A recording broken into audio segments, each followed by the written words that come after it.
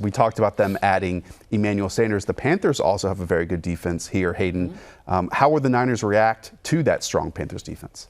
Yeah, I think a lot of it's going to be passes underneath and definitely running the ball as well. I think everyone at Rotoworld right now is all in on Tevin Coleman this week. I'm seeing tweets we've been talking about before all this. So I think it's going to be Tevin Coleman and then George Kittle, of course. But the one thing with George Kittle is he has massive splits when the 49ers are trailing and when they're leading. And if they are leading as expected, then maybe not as big of a game for Kittle. I know Tevin Coleman hit season highs in snaps last week, but Matt Breida will still be involved. Remember, he left and then came back, which is why Coleman was used more.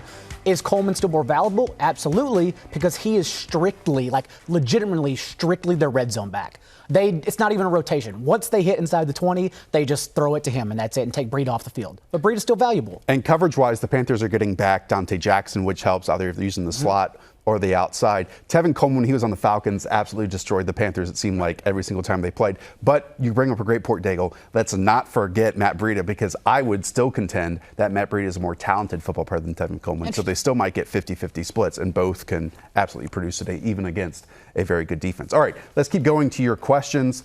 I am the FG something. Hello, start 2, PPR League. Hunter Henry, Darren Waller, Jamal Williams.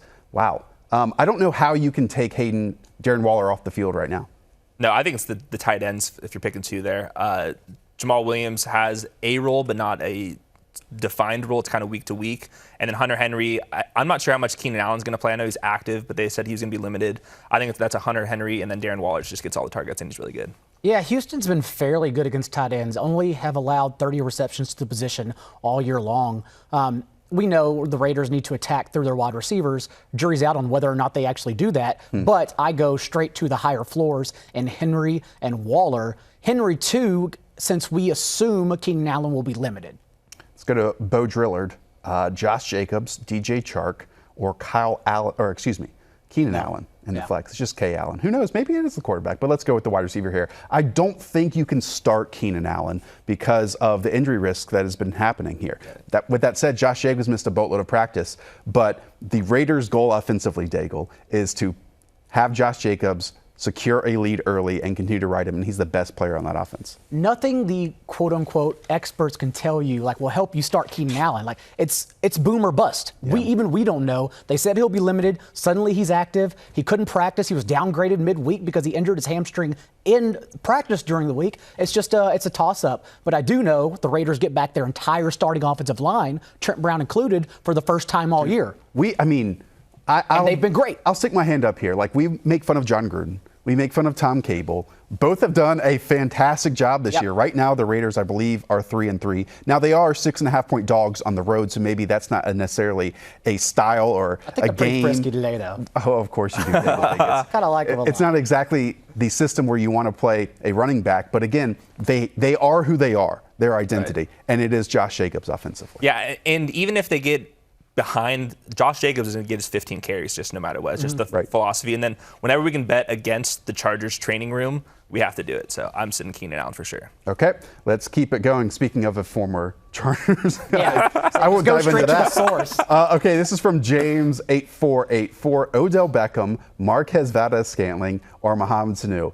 Boy, have we gotten to this point with Odell Beckham. Just imagine that. We're going to cover this game a little bit later on, but that really does speak to everyone's confidence in Odell right now, Daigle, to put him with MVS or to put him with someone who just traded. Well, in this matchup in particular, because it's a double-edged sword, not only is he going against weather all of a sudden, but he's also going against Stephon Gilmore. Stephon Gilmore, the moment I said it, I said it in the back of my head. So truly, what is his upside outside of an 80-yard slant? That's what you're hoping for in this matchup.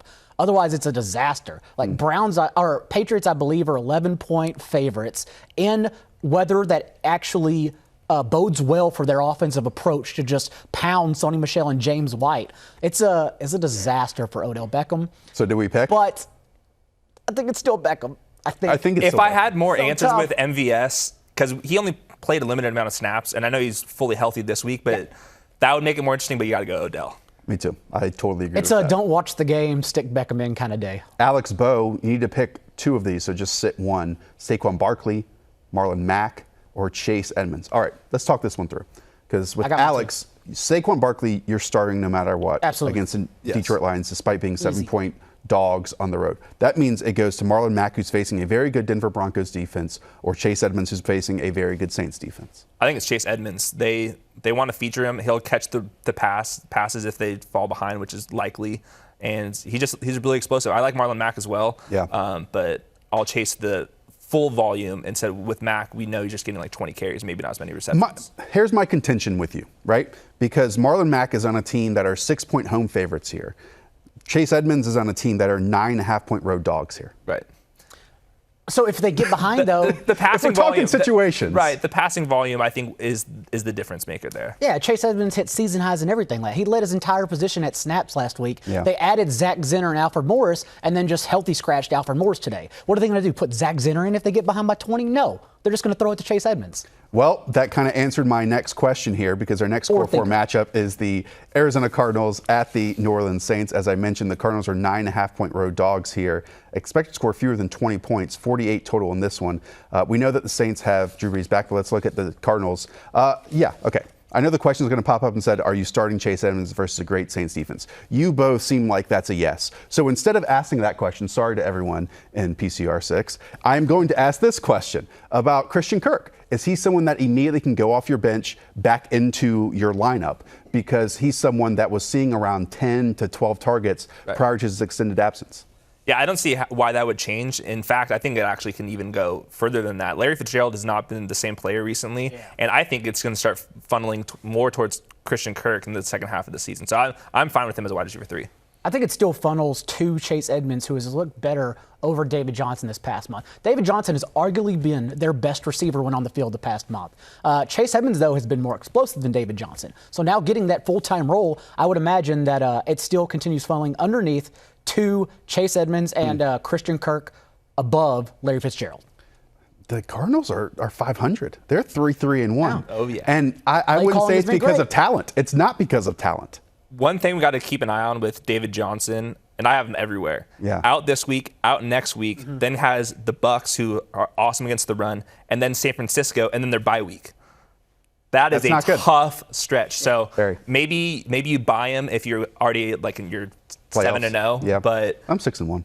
it's tough right now. All right, let's go to the Saints side of this one. Are you starting Drew Brees upon his return? You kind of hit on this one a little bit earlier, but with Drew Brees, we know the trickle down is Michael Thomas. We know Jared Cook is out as well. And Alvin Kamara is out, so this is Latavius Murray. Not a lot for Drew Brees to work with in his return. The Rotoworld account already clipped my quote and threw it up there, so I might as well just double down and say Drew Brees is ready to roll. I think it's pretty obvious.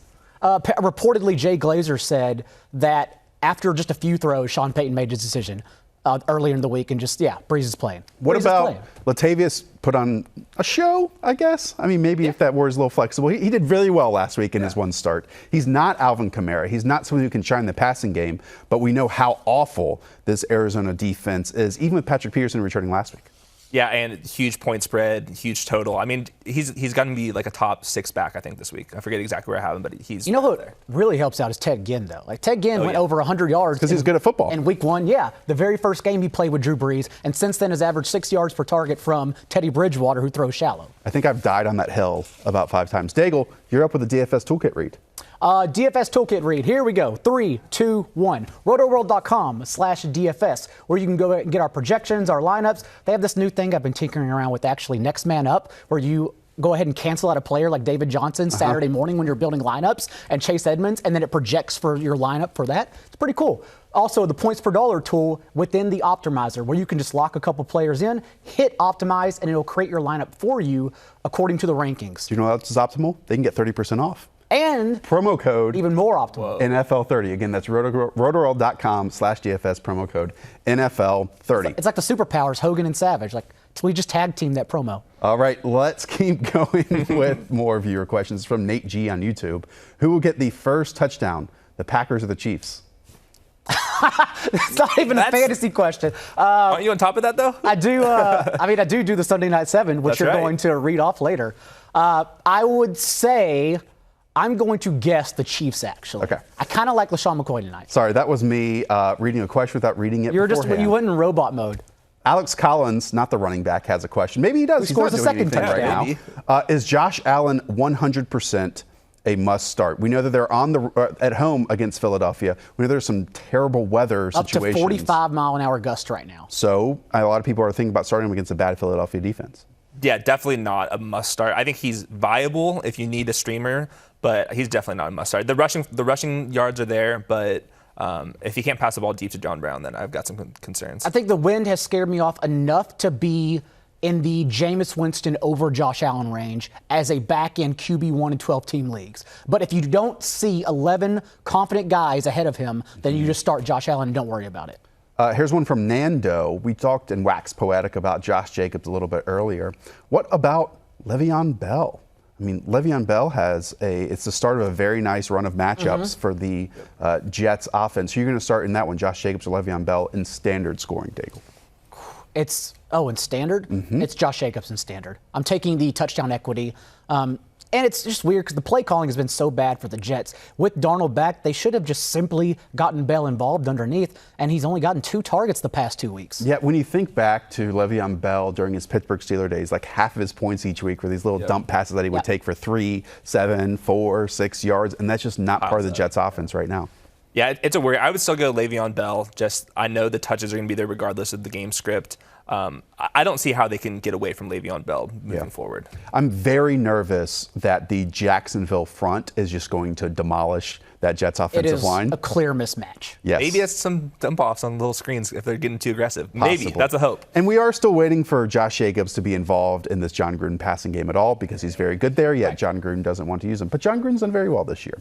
All right, let's keep going to Robert De Niro. Brandon Cooks or Devin Singletary. Brandon Cooks, honestly, we were talking about this before we started. There are some players you just don't draft, and Brandon Cooks was not one of the players I drafted this year. Okay. I don't even know how he's doing, but I do know that the Rams are 13-point home favorites, and that doesn't really set up for a Brandon Cooks type game. Quote-unquote home at Wembley favorites. But no. That's fair. So it's just if you're playing Brandon Cooks, you know what you're getting, right? The issue the past 3 weeks is that Gerald Everett has led that team, has led all tight ends in air yards, thus taking away from Brandon Cooks' downfield targets. Yeah. So now he's competing with another player for a position that he usually leveraged into his strength.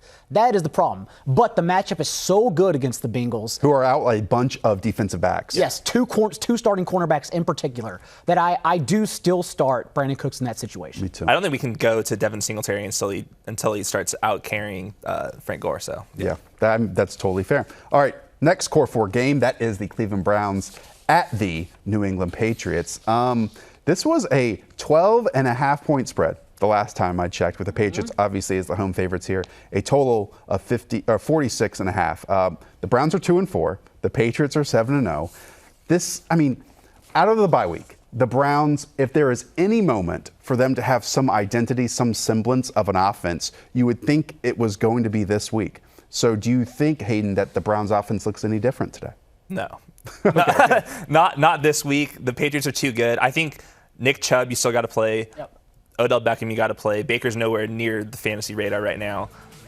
Jarvis Landry, I would not be wanting to play, and hope for next week. In that brutal Rams Monday night game that the Browns were just smashed by 3 scores, they even kept Nick Chubb on the field when they were down by that amount. They benched Baker, but still kept Chubb on the field. So it's just you play Nick Chubb as a top 12 running back and hope for the best. It's probably going to be a sad situation, but. Okay, you guys are going to think I'm a little crazy here. What are you about to say? But I think the Browns have enough talent on their roster that if all the pieces align, if the planets align, they have a chance to make this a very competitive game.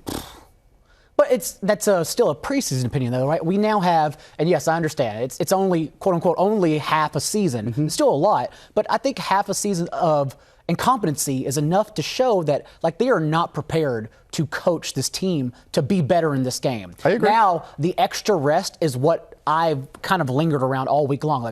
Maybe that extra break, they could game plan accordingly. Sure. But they haven't proved they will. Sure, but if always the more talented team, if the more well-coached team won every weekend, then this would be a much easier game than it is. I will say the one thing, I don't think the Browns can score enough points to keep it close. I do think that the Browns could put enough pressure on Tom Brady and that offensive line to maybe have the Patriots have a little bit of a slower offensive game, and that could keep it close. But I don't think it's going to be Nick Chubb and Odell Beckham. They do have Greedy and Denzel back for the first time since week 3. So let's talk about. Oh, I didn't know that. Okay. That Tom Brady led Patriots offense. They're expected to score. I unprofessionally had my run sheet just like right on the table. They're expected to score 29 points in this game. That's a lot of points for an offense that really, at times this year, has struggled. Like, I'm not going to say Tom Brady has been the issue with that. It's been a lot of lack of personnel, injuries across the Patriots backfield. So, Daigle, who are you interested in starting other than Julian Edelman, I should say? It is. We are waiting to see if Rex Burkhead is inactive, because if so, Sony Michel's 6 catches the past 3 games have all come without Burkhead available. And the Patriots are doing what the Patriots do. They wait until inactives are due, and then they tell you and list everyone in practice limited until that point. I would imagine, I don't think we see Burkhead, but again, that's just speculation. And if we don't, I have the utmost confidence starting Sony Michel's 11, 12.5 point favorite and starting James White. Yeah, the splits are so massive. You're really taking a risk before lock with these guys. I agree. I think it's more likely that Burkhead's going to be out. He's been limited before, and they keep ruling him out. So the last 3 games he's been limited, and they've waited the past 24 hours to rule him out. And then going back to Tom Brady real quick. Yeah. Since he has the lowest yards per attempt and touchdown rate since 2013 right now. So I think part of that is the lack of consistent wide receivers he's had. And so hopefully Mohamed Sanu does change that. But as Daigle did mention, the Browns do get their top 2 corners back in Denzel Ward and Greedy Williams. Again, this is a team last week, the Browns, that were winning 20-6 at halftime against the Seattle Seahawks and then absolutely tanked in the second half. I mean, this was 2 weeks ago. But still, like, this is a team that has talent. If they can put it together, they can give the Patriots a game, or I can see the Patriots winning by 15. Something interesting to watch, this is like deep leagues, but really quickly, Ricky Seals-Jones ran 32 routes to Demetrius Harris's 4. Like, he took complete domination of the tight end spot. So I do wonder if he's now their starting tight end and gives them a new element to muck up. Okay, I thank you for going PG with that one. Let's go to Danny G, John Brown or Corey Davis. Hayden, John Brown has emerged as the Buffalo Bills wide receiver 1, yet we just talked about the weather, like 30-plus mile-per-hour winds and gusts at times. The Bills are 1.5 point favorites, again, facing that awful Philadelphia Eagles secondary. Do you believe enough in the talent to outweigh the weather concerns here? Yeah, this is still John Brown. I don't have that much faith in Corey Davis quite yet. I liked Tannehill last week, but that offense has been so inconsistent. I'm not fully ready to go with Corey Davis, and especially because I think A.J. Brown's the number 1. Yeah, if you tell me John Brown or one of the Titans receivers, I think I still go John Brown. It's close, though. Let's go to G.R. Peters, Melvin Gordon, Derrick Henry, or Austin Eckler. We were talking about this Titans offense. Who knows how they are going to look, because last week it was a bit of a struggle. They also face the Tampa Bay Buccaneers front, which has shut down running backs. Does that give you any concern for Derrick Henry, who has been very good at times this year and is going to get all the volume? I mean, Tannehill only threw, 28, 29 passes. They still will charge Derrick Henry and to the defensive line, whether he's getting 5 or 1 yard per attempt. I just think that's the way they call. However, Keenan Allen's limited or potential whatever it may be, like the trickle down still helps Austin Eckler the most. Hayden, how do you feel that the Chargers, speaking of Melvin Gordon and Austin Eckler, are 4.5 road dogs here to the Chicago Bears? 2 injured teams. I don't know. It's just 2 sloppy teams. I don't know what to do with Mitchell Trubisky. I think some people are calling out for like a little mini bounce back here. Really? Yeah, I mean the Chargers defense is not good. It's not good. You are. Might have a little bit of Mitchell Trubisky. A little today, bit. Yeah. Really? I can see it a little I don't bit. want to be stamped to that claim though. Yeah, so don't put this on Twitter. I'm just gonna back away. Don't tweet that one out, Mike Murphy. Okay. The Chargers are getting a little bit healthier there. I believe Melvin Ingram is coming back. Russell Okung is also back. Hopefully that does help. Melvin Gordon is just done. Like, this year is just a wasted year for him. That doesn't necessarily mean that they're going to stop going away from him, though. Totally. Austin Eckler's the better football player right now. It's just funny because if Melvin Gordon doesn't fumble and he instead stretches the ball out another half inch, we don't even get Melvin Gordon questions. He walks away with 2 touchdowns and no one cares. And Eckler scored 3 plays before that one as well. I do wonder if Keenan Allen, if he's actually limited, if that's going to move Austin Eckler even like into the slot a little bit more. I think it really helps Eckler the most, even more so, because Mike Williams has averaged just under 10 targets a game the last 3 weeks anyways. So it's not like he gets more. He's already involved heavily. It would be Austin Eckler who gets that extra opportunity. Okay, let's go to IPI. I need to play 2 of these, so sit 1. Ty Johnson, Josh Jacobs, or Chase Edmonds. We've talked a lot about Josh Jacobs. Yeah. Talked a lot about Chase Edmonds. We haven't mentioned Ty Johnson at all, who I guess we think is filling in for Kerryon Johnson? Yeah, so Matt Patricia came out and he had a quote, I forget exactly what it was, but it was basically saying Ty Johnson and then J.D. McKissick, and then we know that J.D. McKissick is the pass-catching back. I think the real question is Ty Johnson getting the goal line work? Because I'm pretty confident that Ty Johnson is going to get his 12 to 15, 16 carries. Yep. But if he's not scoring touchdowns, that's a little bit of a problem here. He got the team's only 2 touches inside the 10 and the goal line carries last week. However, Trey Carson and Paul Perkins were not active, and the Lions suddenly activated 4 running backs for this game. It's scary. I think It's exactly what we want to hear. Greg Cosell said on his podcast midweek, even like Ty Johnson was a really good receiver at Maryland, so perhaps they use him like that. What? Maryland. What is that not how you pronounce? What do you say, Maryland? Maryland. Maryland. Maryland. Maryland. So I like it. You're just a I happy think that's how person. they use Ty Johnson. It's just a matter of do they get all 4 involved. But I'm still going to Ty Johnson like a top 25, not a top 18. They're cracking up in the control room, by the way. What's wrong with Maryland? Maryland. But of Ty Johnson, you're not playing him over Josh Jacobs, and you're not playing him over Chase Edmonds. No. Yeah. Right. No. There you go. Okay, let's hit on our final Core 4 game. It's the Green Bay Packers Maryland. at the Kansas City Chiefs. Let's first take a look at the Green Bay Packers because that offense has been on fire. Boom, full screen. There we go. Look at that. I mean, actually called Matt LaFleur, Aaron Rodgers remember all the questions of them this offseason of, can they gel? Matt LaFleur didn't have an identity of Tennessee Titans. Boom. He and Aaron Rodgers are going completely off. So who scores all the points in this one? Because in SNF, the Packers are expected to score over 26 points in this one, Hayden. So the easy answer is Aaron Jones. We know that he's got a great workload right now. Jamal Williams will mix in a little bit. The really tricky part about this is these wide receivers. No Devontae Adams again. Yeah. MVS, Alan Lazard, Geronimo Allison. Half those guys were banged up last week. The snap rates were all over the place. MVS ended up having the best game out of all of them, and he was on the field for only a dozen snaps. So that's the tricky part.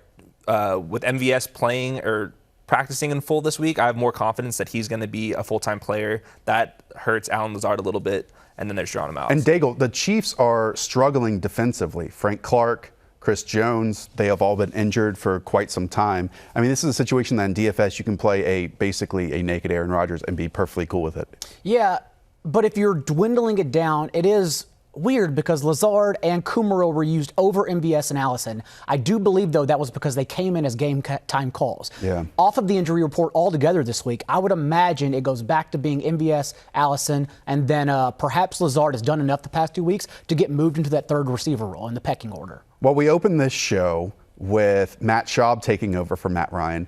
We end these Core 4 matchups with Matt Moore taking over for Patrick Mahomes. You've just been down on always. Guys, I would say that's a little bit of a drop-off. And for a while, Vegas, the desert, had this one at just a 4.5 as the Packers favored. I've been on record saying that, since what, Wednesday, that the Packers are going to win by more than 7 in this game, by 2 scores. I'm pinning you to 10 plus, though. So, Daigle, what does Matt Moore starting, how does that impact the rest of this offense? Tyreek Hill, Travis Kelce, so on and so forth. So it depends on game scope, right? But I would think LaShawn McCoy is safe, who's slowly taking control of this backfield. Safe. I think LaShawn McCoy is pretty safe, yeah. Okay. I know pretty safe and safe are different, but safe, yeah. Tyreek Hill, safe if only for his athleticism, unmatched. But Sammy Watkins, tanks. And the rest of the receivers competing with one another, tank. Like, you cannot confidently start Sammy Watkins even as a wide receiver 3 this week. No. Whatsoever. Off of a hamstring injury as well. He's had week 1 and then nothing else. How confident are you starting Tyreek Hill and Travis Kelce, though? It'd be difficult, but a lot of people do have wide receivers that they might be able to plug in instead, like John Brown instead of Tyreek Hill, something like that. So I think the quarterback change really affects Tyreek Hill compared to Travis Kelce. I think Travis Kelce, we know what we're getting, the targets are going to be there. He's still so due for touchdown regression right now. Tyreek Hill does so much work downfield, and Matt Moore is nowhere near the passer downfield. So I'm a little concerned there. Jair Alexander's also got this somewhat of the speed to cover Tyreek Hill this week. You can only drop Tyreek Hill down so far because all it takes is one slant and he's off and running, or a screen, anything. So I would call him more of a wide receiver 2 this week. Travis Kelce, I'm still having him a top 5 tight end. Sammy Watkins, get out of here. The running backs, for the most part, get out of here. I would pick LaShawn McCoy out of all of them. Gross. But it takes you iffy. rostering like Waller and Kittle and like Kelsey and Henry in order to ask the question, do I start Kelsey or Henry or whatever, right? Yeah. So most likely you're not in that situation anyways, but if you were, I'd start like 3 tight ends over Kelsey and that's it. This is a fantastic Sunday Night Football game. It's wonderful. It's a must watch. And also, while you're doing that, join the fun with the all-new Sunday Night 7 game on the NBC Sports Predictor app. It's free. It's easy to play. Just make 7 simple predictions about what will happen in Sunday Night Football for your chance at the $2 million in guaranteed cash prizes this season. We could all use that money. $100,000 is up for grabs in each contest. That means tonight, again, that's the Sunday Night Football 7 on the NBC Sports Predictor app. All right, let's enter your questions for the remainder of the show. Philip Lindsay or Devontae Freeman, full point PPR. That's from Valentino, 1987. Atlanta Falcons, difficult spot because everyone knows they're going to run the football with Matt Schaub at quarterback. I think it's Philip Lindsay. I do think Devontae Freeman? No, Royce Freeman. There we go. Sorry. He's starting to take over more of the workload, though, so that's something to keep an eye on. But I still go with. Yeah, they're going to split touches, but it's still Philip Lindsay. Who else should we go with? Pick 2 of these. We kind of already answered this one from Robert. So sit 1: Gerald Everett, Mike Williams, or Sammy Watkins. I say Sammy Watkins. That's easy. Sammy Watkins. All right, Lamar is on the bye. Ryan Tannehill or Matt Moore this week? That's from Brian Baumgartner. Ryan Tannehill is everyone's favorite streamer this week, including myself, who was in this exact situation. Yeah, it's Ryan Tannehill. I had him marked up pretty high on the rankings and in my forecast, so yeah. As we mentioned earlier, Tampa has allowed a top 5 amount of fantasy points to opposing quarterbacks. It is Ryan Tannehill a good matchup. You're not expecting 80% completion rate again, but the matchup is too good. J.H. Rowley needs a tight end streamer. Jonnu Smith with Delaney Walker out or Cameron Brate with O.J. Howard out. Half-point PPR. I'm going Jonnu Smith here. I ranked them in the Saturday injuries article. Someone's not reading, so it's Jonnu Smith and then Cameron Brate and then Josh Hill after that if you want to go to the backup streamers. Pab Lloyd, Ty Johnson, or David Montgomery, full point PPR. We know Matt Nagy came out this week and said, hey, we only ran the ball 7 times. We got to run to win. So David Montgomery, even if the Bears have been awful running the football, wants to run the football, and they get the Chargers at home as 4.5 favorite the Bears are today. This is probably a lot closer than what people would think. I would go Ty Johnson barely, but the Chargers front line is really banged up right now. I think this is going to be David Montgomery's best week.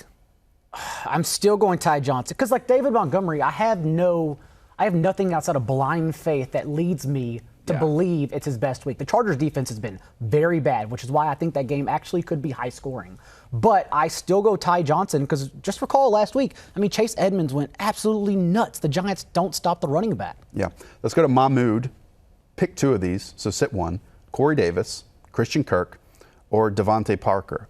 My brain kind of leads me to sit Devontae Parker against the Pittsburgh Steelers because it's a bad team. Yeah. The Miami Dolphins are. Yeah, you can sit Devontae Parker. All right. That's the first Dolphins question we've had right? This entire year. Devontae Parker and Preston Williams, their air yards and targets are off the charts, though. It's just throwing it out there. When they go off one week, don't be surprised. You have one more. We can't end on Dolphins. No, we got 3 more. Okay. The tally master, Carson Wentz, Jameis Winston, or Sam Darnold. Carson Wentz is a difficult start because of the weather, and that Buffalo Bills defense is probably in like the tier below good right now. Sam Darnold is about to start, hopefully, a great season. This is the first game in like a 6 or 7 week span where Sam Darnold can put up top 12 quarterback numbers. How confident are you in starting any of those names? We didn't even mention, obviously, Jameis Winston, who's facing the Titans on the road. Winston would be the question. I'm assuming Winston would be my answer. I'm guessing Winston's the question because of the wind. However, the Bills were going to take away Jeffrey anyways. Like, it's going to be a Ertz and Goddard game above all. So I think Wentz is still fine. Okay. It's Dave, Christian Kirk, or DJ Moore in full point PPR. Both going against very good defenses, Hayden. I'm going to go with Christian Kirk here. Volume. The volume. The matchups are equally as tough. I would just go with Kirk. I agree. Same. And he's tied to the better quarterback. Yep. Big time. Totally agree with that one. Half point PPR, Matt Breida, MVS, or Jamal Williams. We talked about Matt Breida. I think Matt Breida could get 12 touches in this game. That's probably more than Jamal Williams is going to get, even though Jamal Williams has seen goal line touches in the past. That's just it wouldn't shock me to see Williams outscore Breida, but given what we know, I think you have to still go with Breida. We did not get any Kenny Stills questions, so let's close with one. Oh, we got to talk about that. Bam. Is going to replace Will Fuller on the outside with the Houston Texans against the Oakland Raiders with a high total of 51 in that game. So, Kenny Stills or D.D. Westbrook? Yeah, this is Kenny Stills. The upside is just like they're two totally different players. I set you up. We need to instill more confidence within the people, though, for Kenny Stills. Not only are the Texans likely going to give up points because they have 2 starting corners injured, but Kenny Stills is going to step right in for Will Fuller. Why are you laughing? Are they saying something in the control room? No, because I have a question that you want to end on, Daigle. Is it Kenny Stills? No, it involves your boy Daryl Henderson. Oh, great. Let's end it. Well, Kenny Stills last week stepped in. Will Fuller exited after 3 snaps. Kenny Stills, season highs, 94% snap rate, season high in routes run. Kenny Stills is not a letdown whatsoever. He steps in and he is Will Fuller in this game. J Swing 71, Sony Michel, James White, or Daryl Henderson? What does take? Wow. Okay, let's be realistic. The answer is Sony Michel. The answer is Sony Michel. But Daryl Henderson is pretty. Not only are the Rams nearly 2-score favorites, but this is a Bengal team that continues getting hemorrhage to running backs on the ground. And if they get up afar, Todd Gurley, a season low in snaps, 60% last week. They're not going to run him into the ground on 70%. They're going to hand it off to Daryl Henderson, who's fresh off a season high 12 touches and 34% of their snaps. If it's ever going to happen, let it out. If there's ever a reason to keep him on the end of your bench or flex him, like I'm doing in some leagues, then it is today in London. Hayden, it's been lovely to have you. Oh, yeah. Glad I'll be you're back here. in a month. Yeah, you'll be back in a month. Hopefully, I'll still be here. John Daigle, I'll be back in a month. Check out his waiver column. Yeah, I wish we were back in a month. You can check out his waiver column on Mondays. You can also check out the Rotoworld Football Podcast. We'll have every game reviewed, round up, flip around. If you miss a little bit of action, we've got you covered. So I'm Josh. That's John. That's Hayden. For everyone else in PCR 6 as well, we'll be back here next week. Rotoworld Live. Good luck today, everyone.